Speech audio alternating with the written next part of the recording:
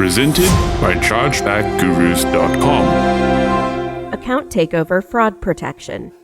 It's a horror movie cliche by now, but the implications are still terrifying. The call is coming from inside the house. For merchants, few things can be as frustrating as fraud that originates from compromised accounts within your own CRM system. By taking over legitimate customer accounts, fraudsters can bypass many of your anti-fraud defenses and submit fraudulent orders with the real customer's stored payment credentials. When the customer catches on, they're certain to file a chargeback, and they may never again trust that merchant to keep their data secure. What can merchants do to protect themselves and their customers from account takeover fraud? Fraud often manifests as an external threat. A fraudster acquires a stolen credit card, targets a vulnerable or lucrative merchant, and creates a new account. Frequently, they will engage in card testing before placing a larger and more costly order. Many of the most effective anti-fraud tools are designed to prevent this from happening by identifying fraud indicators or unusual orders originating from new accounts. With account takeover fraud, the fraudster hacks into an existing customer account. They could add a stolen credit card as a new payment method, but more often they'll just place orders with the customer's stored payment credentials. Now the merchant sees the order coming from a trusted customer who already has an order history, and few, if any, of their anti-fraud tools are scrutinizing this activity. If your anti-fraud measures don't include protections against account takeover fraud, that's like having a house with a deadbolt, security camera, and guard dog at the front door, and an unlocked screen door in the back. What is account takeover fraud?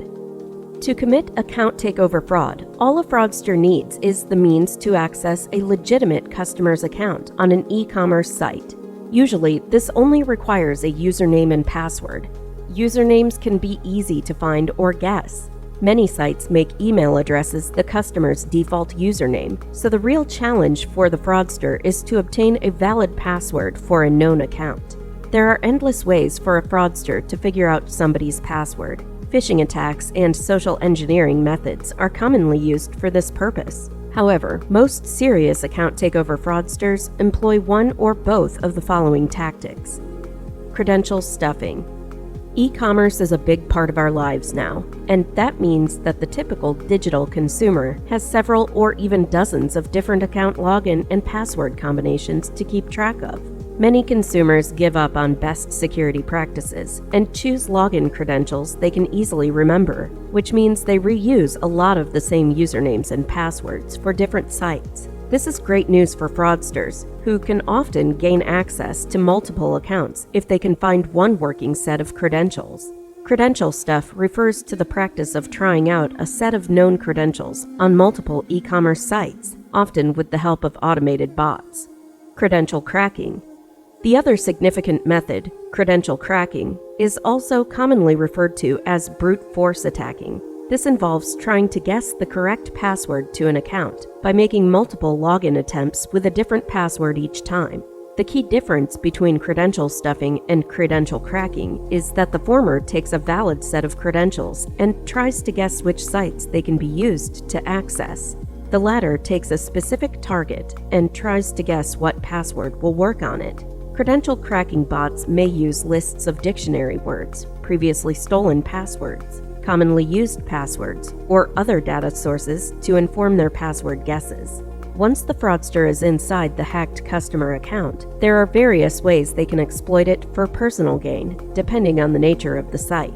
Some fraudsters will discreetly log out and sell the verified credentials to other criminals on the dark web.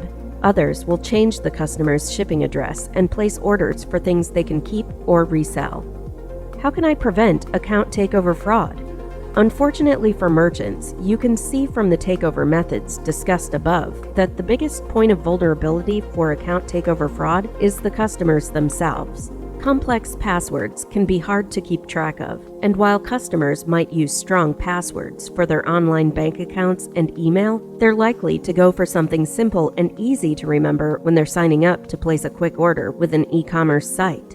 As a merchant, you have the power to require strong passwords, two-factor authentication, CAPTCHAs, and other added security protocols for your site. Some customers may be put off by too much of this, so merchants must always carefully weigh how much friction they can get away with adding to their customers' experience.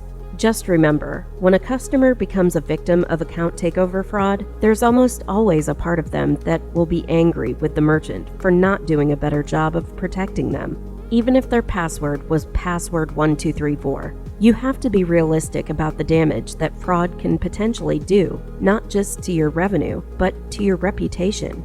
On the merchant side, network tools can help you identify and block the traffic associated with malicious bots, which will often hail from the same suspicious IP address or geolocation.